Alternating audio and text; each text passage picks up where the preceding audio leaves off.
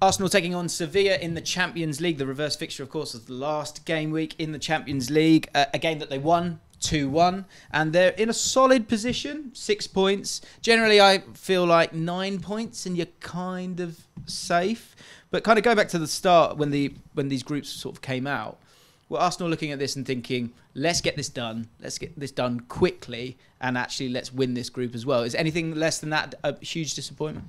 I think the plan definitely was that, and then they lost to Lens, or Lens, and that's put them in a depending on your language. Yeah, that's put them in a situation now where they have to beat Sevilla, and if you don't win this game, then the next two games become even more important. I think when you get this group and you're Arsenal, you're looking at Sevilla at the moment, they're 14th in La Liga. You go into this game thinking this game is a win. It's a given. There's no way you lose this game. It's Sevilla though, isn't it? But it's Sevilla. So awkward. But they love Europa League.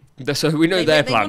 They've got an exit strategy. We know that. It feels like Sevilla is just this sort of like drain that is the Europa League, and they just cannot get away from it, right?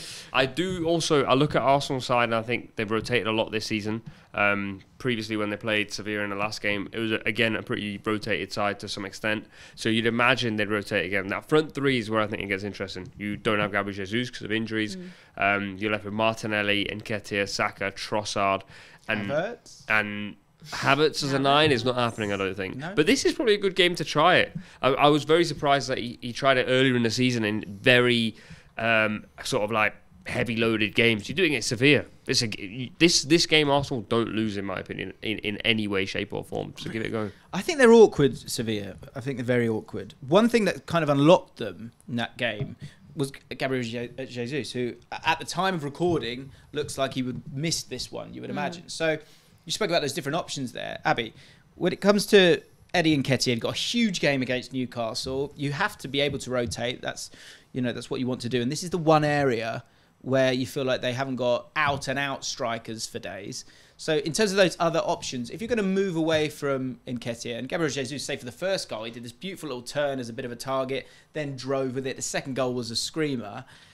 Who's the right man to take the place of Nketiah, or do you just let Nketiah run for a bit?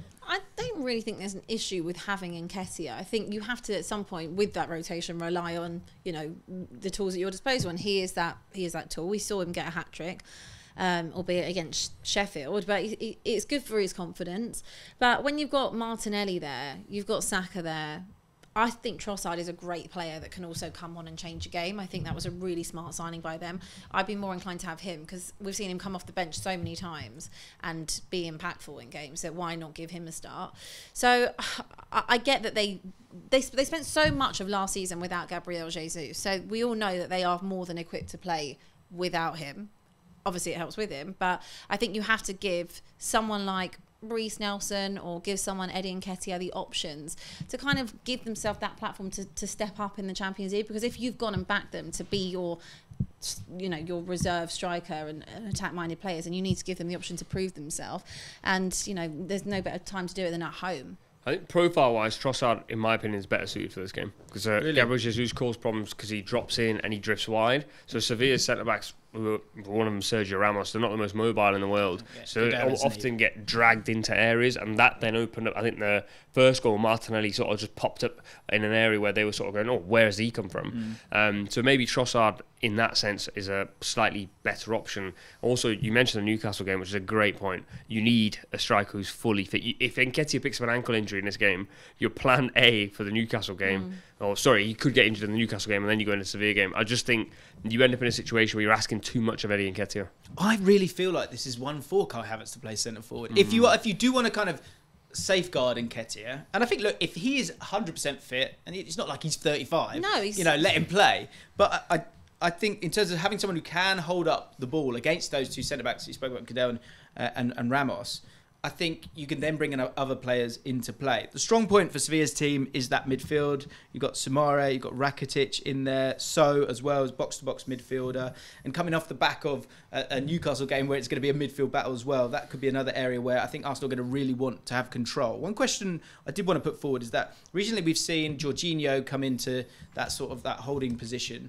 Is that the future when it comes to Declan Rice? Will Declan Rice take that spot? or is that Partey spot? What is the future for Declan Rice? Will he be an 8 forevermore? What's the plan? I think what you've seen so far with Rice is Arsenal, when he's playing, they've got someone they can always hit in possession because he's so comfortable in possession. The problem with Jorginho in these games is, and more often than not, is what he's called out on is how slow he is in possession. And in these sort of games when it can become a little bit helter-skelter, Rice is brilliant at picking the ball up and going, I can either carry this. He did it in that game, just drove at one point. And that just sort of like takes the pressure off the back line. I think Jorginho often, if you're a centre-back in Kiwior, I think played in that fixture, definitely played against West Ham, he was giving it to Jorginho and just getting it straight back. Yeah. And he was like, I definitely don't want it back. That's something Rice doesn't do at all. I think also in the other area next to him, Fabio Vieira coming in for Odegaard, he seems to have grown a little bit. And I think Arteta touched on Odegaard potentially having an injury problem. Without him in the league, they're a completely different side. So I'd imagine they've got to change that midfield three. It's not one where you make 8 changes. It's where you make 3 and hope that you can get yourself that victory, which I think pretty much gets Arsenal to a point where they can just really take players out and still win that group. Prediction time. Well, Nubaid, I mean, I'll come to you, but you said pretty early on in this, there's no excuses. There is. You said 3 changes. I was looking at the 11. I was going, there's 6 changes there for me. Make 6 changes. And you'll still beat this Sevilla side because they're so out of form. I'm going to say 3-0 Arsenal. I don't see Sevilla creating much in this game at all. I think we're disrespecting Sevilla here. I little agree. Bit too much. A little bit too much. This is European royalty. Europa League royalty. Still, let's get it right. They want to drop out. You know they do. They want to be in the Europa League. But I think that we really can't write them off. Not a team that's got Eric Lamela in it. Come on. So for me, I think this will be closer. I still think it'll be an Arsenal win, but I think it'll be 2-1 Arsenal. I've got a bad feeling about this one. I'll be honest. I think they seem just a touch clunky.